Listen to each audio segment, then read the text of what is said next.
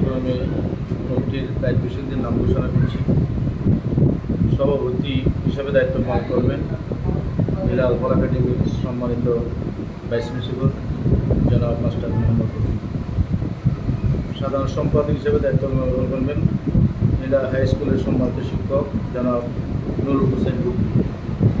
যুগ্ম সাধারণ সম্পাদক জনাব মুফিজুর রহমান। জেলা একাডেমির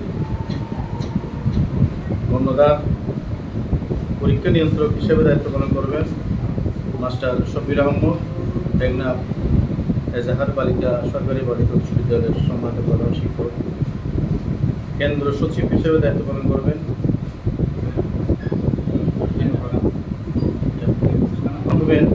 কেন্দ্র সচিব। যেখানে আমরা পরীক্ষা আয়োজন করব সেখানকার যিনি প্রধান হবেন তিনি কেন্দ্র সচিবের দায়িত্ব পাবেন। এরপরে সহ সুপার হবেন মাস্টার আব্দুল মজিদ, টেকনাফ গোড়াঘাট পাবলিক উচ্চ বিদ্যালয়ের সম্মানিত শিক্ষক। আর সদস্যরা যারা হচ্ছে, 1 নম্বর হচ্ছেন জয়নুল আবদিন, আমি পরিচয়টা একটু দিতে পারছি না এখন। খ হচ্ছে শফিউল আলম, গ হচ্ছে মাস্টার নূর আহমদ এবং খ হচ্ছে মাস্টার মোহাম্মদ ইদুল। এই 4 জন হচ্ছেন কমিটির সদস্য।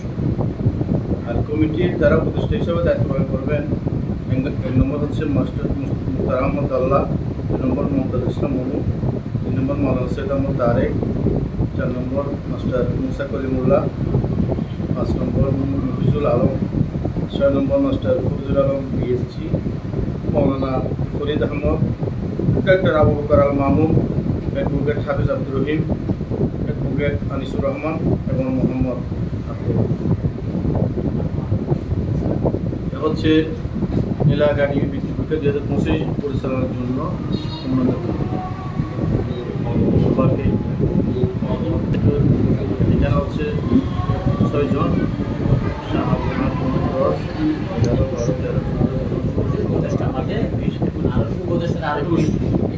21 সদস্য বিশিষ্ট জেলা একাডেমি বৃত্তি পরীক্ষা 2025 পরিচালনা কমিটি।